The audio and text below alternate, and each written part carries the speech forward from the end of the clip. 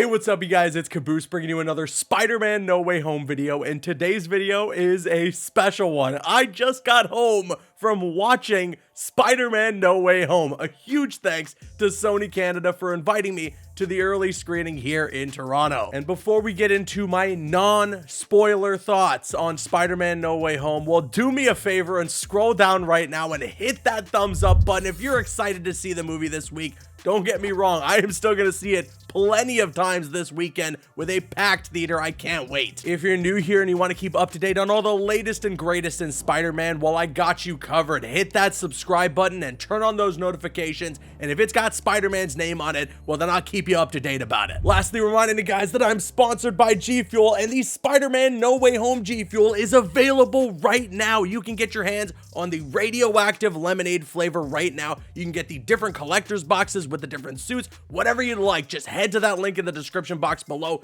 get that Spider-Man No Way Home G Fuel, and if you do get anything, use code Caboose at checkout. And with all that being said, let's jump in. Let's talk about this movie. I'm going to preface again that this is a non-spoiler review. I am not going to talk about anything that has to do with spoilers, just my thoughts on what you've seen and my extended thoughts on the movie in general. And I will say that I enjoyed this film. This has got to be, considering all that's going on with the movie and the multiverse being introduced and all these different villains coming into play, this has to be the most deeply Spider-Man, the most personal Spider-Man movie that we've gotten in the MCU so far. And like all good Spider-Man stories, what's most important here is not just the character when he has the mask on, but Peter Parker himself and the struggles that he is going through and the adversities that he has to face. And this film puts that on full display, which I was really glad about. And at the center of all that, Spider-Man himself, Tom Holland, really does an amazing job this time around. And I think this might be his best performance as the character. He has certainly honed his acting skills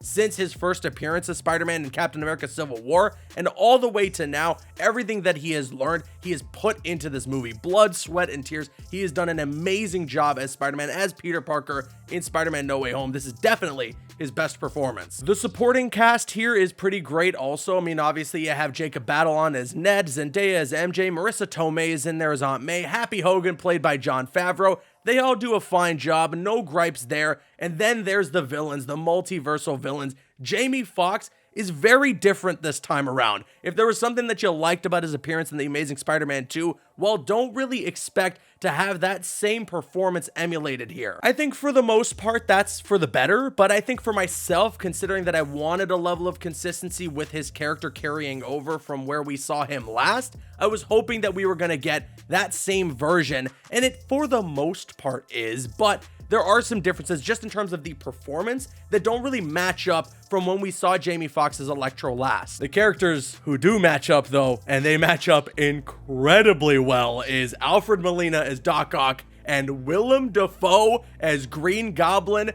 Owns this movie. Every scene that Willem Dafoe is in, he's absolutely stealing the show. He is running the show. He is so good in this movie. If you loved him as Green Goblin in Spider-Man 1, he cranks it up to 11 in Spider-Man No Way Home. For me, growing up, reading Spider-Man comics, watching the past movies, just in general consuming Spider-Man media, I always thought of the Green Goblin to be the ultimate adversary for Spider-Man. I thought that he was Spider-Man's #1 villain. The way that the Joker is to Batman, Green Goblin was to Spider-Man. And in this movie, just like if you would have remembered it from the first Spider-Man film all those years ago, this is the ultimate adversary for Spider-Man. Green Goblin is the #1 threat that Spider-Man ever is going to face. And there's truly some epic action set pieces between Green Goblin and Spider-Man, and just in general between Spider-Man and the villains in this movie. I know you think you've seen everything from that bridge scene, and we've seen a lot from it, trust me, but believe me when I say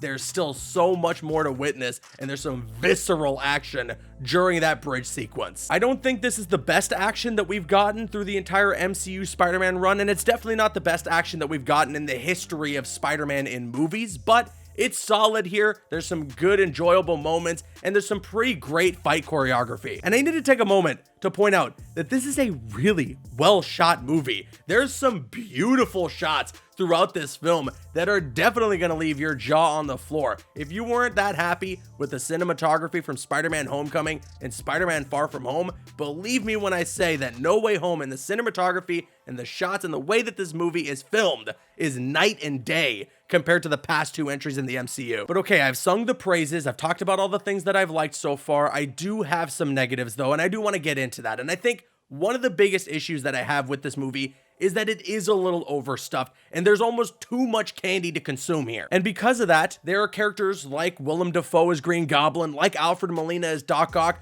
that are written almost to perfection. They are immaculate in this movie, and in your wildest dreams, you couldn't believe how well they are handled in this film. But some other villains, and I won't name any names because I don't want to give away any spoilers, but some other villains, at least for me, in my personal opinion, they're kind of thrown to the side, and they aren't given that same treatment that characters like Doc Ock or Green Goblin do. And I think another glaring issue with Spider-Man No Way Home is in its pacing. The first act is breakneck speed, and it is almost perfect. The first 40 minutes of this movie, which I believe Press got to see a couple of days ago, is incredible. It is unbelievable, sensational, amazing, ultimate, other Spider-Man puns. It's great. But then right towards the end of that first act, leading into the second act, it starts to meander a little bit, and there's quite a bit of plot conveniences that just force us into the second or third act, and it's not enough for me to feel satisfied with it. I don't want to say that it's bad by any means. I think the second act is fine, the third act is great, but it doesn't quite reach that same level of quality that I was feeling from this film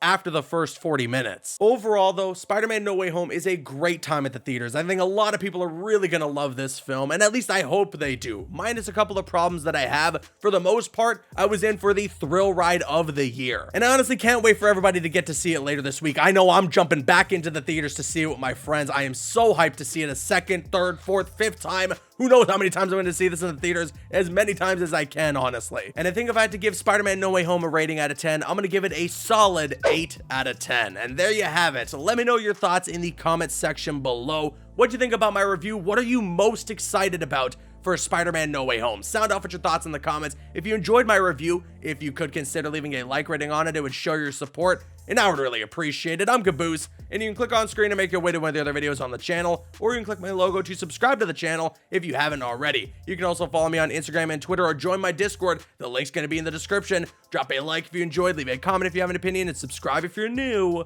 See you guys later.